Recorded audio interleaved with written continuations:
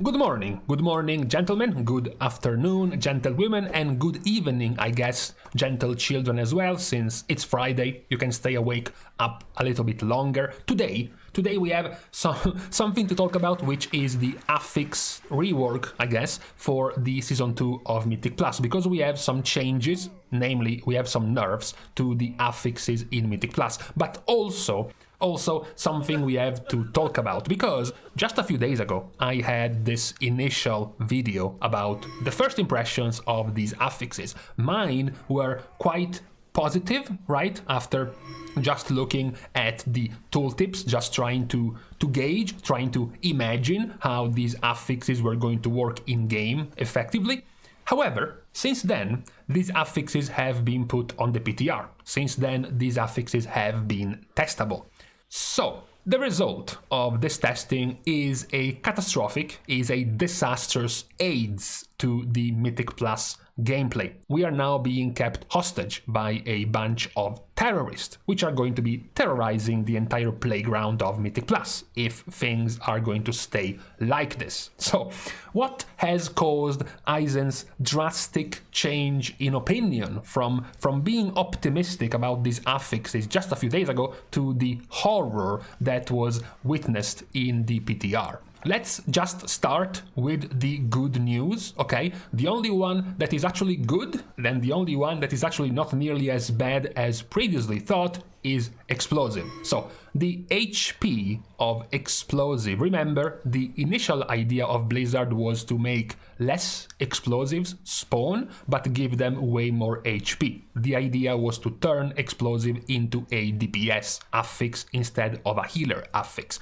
The result, the very early result in the PTR, was that DPS players were simply ignoring explosive and saying fuck it, let them explode and let the healer heal them, because even if the explosive has more HP, the actual explosion still does the same damage as the current version of explosive. So the result is that Blizzard nerfed the HP of explosive by roughly 70%, by over 2/3 of its HP. So now in a +20 key, explosive has just 137,000 health. So, you know, a couple of abilities from most of the DPS, from most of the group, and it's gonna get rid of the explosive. Now it's going to make it much more manageable for the DPS to get rid of them, also without keeping explosive as a healer affix anymore. So that's the only good news we have from the recent changes of these affixes,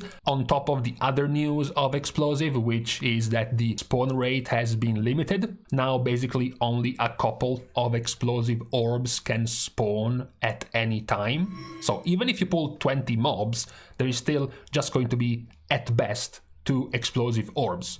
We then continue in something still not terrible, which is Entangling. Entangling, as mentioned before, was the easiest of the new affixes, has not been touched, basically continues to be the easiest of the affixes. As we mentioned the last time we checked this, there are basically multiple ways for every single spec to deal with Entangling, so it's not that bad of an affix. Where we find the tragedy for today is in Incorporeal and in Afflicted.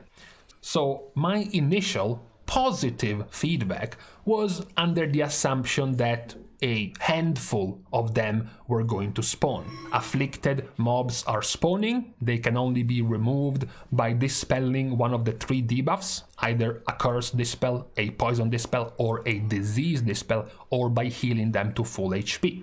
So if there is 2 of them, or even 3 of them, the healer can actually solo them. The healer could dispel the first one, wait for the 8-second cooldown of its dispel, and in the meantime heal the second one, and once the dispel comes off cooldown, then dispel the third one. So up to 3 of these afflicted mobs, the healer can actually deal with them quite handily. Even more easily, since now they have nerfed the HP of the afflicted mobs by 25%, so it's even easier to top them off and heal them and make them disappear. Where is the problem? The problem is that while explosive orbs were capped at 2 no matter the amount of mobs you're pulling, the afflicted mobs still have basically the explosive treatment, the old explosive. The more mobs you pull, the more of these things are going to spawn. As you can see here, the first three packs of freehold, and I have on my screen what? Seven different afflicted mobs that need to be either topped in HP or dispelled. That is just disastrous. That is just unmanageable for pretty much any group. Not to mention the annoyance of these mobs. These mobs don't come up in your frames. You cannot see these mobs in frames. They're not nearly as easy to heal. You can't actually target them normally like you would for your party members. You have to manually target them with your heals.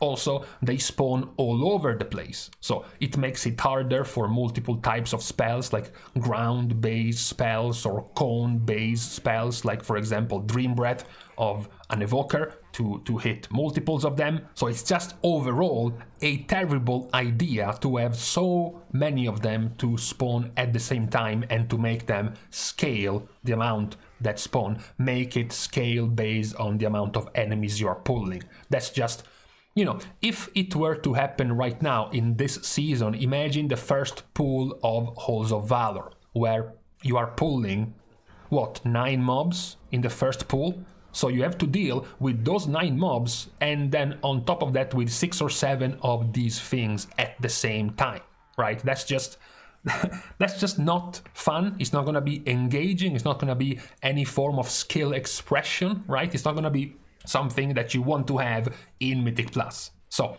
my initial positive idea for Afflicted has now just crumbled down into despair, now that I know that the Afflicted mobs spawning aren't just 1 to 2 to 3, but rather 4, 5, 6, 7, based on the size of your pool. So that is already very bad. What makes this worse is the other affix, which was quite the worrying one, which is Incorporeal. This was the crowd control one. So there is a positive change, which is the fact that now incorporeal beings are now completely immune to damage. So you're like, great, now I don't have to worry about cleave, I don't have to worry about AoE. Now I can just crowd control them normally. Remember my previous glorious picture where I pointed out it would have been great if these spawned to the side so a hunter can just freezing trap one of them. But if they spawn on top of the enemy pack of mobs, then it's impossible to use some long-term crowd control like Shackle Undead, Incapacitate or Imprison, because then AoE is going to break the crowd control. Now with this, it's going to be made much more easy. However, there is a bad thing in return. While these mobs are immune to damage, making landing crowd control easier, they are also completely immune to AoE crowd control abilities, meaning things like, for example, a monk's leg sweep, a shaman's capacitor totem, a warlock's shadow fury. All of that is just going to go through like nothing and not affect these mobs. Also, while there does not seem to be a explosive-like scaling number of incorporeals, meaning that even if you pull 20 mobs, there's not going to be 8 of these incorporeal mobs spawning, there also does not seem to be a minimum amount of these spawning based on the number of mobs you're fighting with. So you might be fighting, for example, 4 mobs and have 4 of these spawning at the same time. This seems to be the limit. They spawn in pairs every time, and you can have them 2 and then 2 right after spawning, so having 4 of them at most out at the same time. This is also crumbling my initial positive idea of Incorporeal. I was like, well, you know, if only one of them spawns, you can just cycle the crowd control. It's not gonna be that hard, right? But now that the idea of this incorporeal effect spawning is actually 2 to 4 mobs, it starts being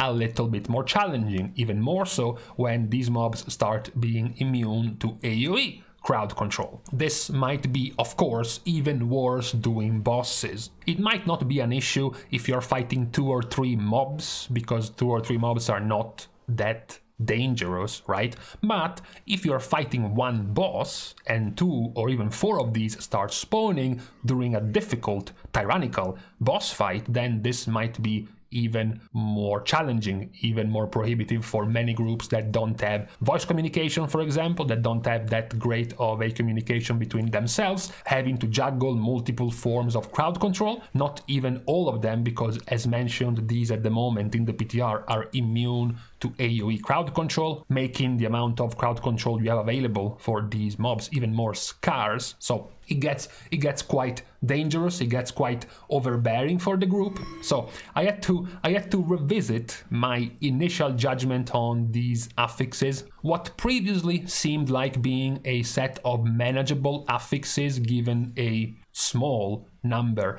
of mobs spawning seems to be now upside down because of the sheer size of the mobs that will spawn from these affixes. As I said, Entangling is still fine, unchanged and still fine. Explosive has been changed for the better. Now it's much more manageable. However, the current implementation of Afflicted scaling in the number of spawns with the number of mobs you're in combat with, creating even 4, 5, 6 or 7 of them at the same time is a nightmare, as well as Incorporeal spawning 2 and then 2 again, up to 4 of them out at the same time, also seems to be a little bit over the top for this type of affix. So this is the update on the thoughts of the season 2's affixes. The update is, I guess most people were right, these are absolute aids and need to be changed ASAP to be made much more manageable, because at the moment they are very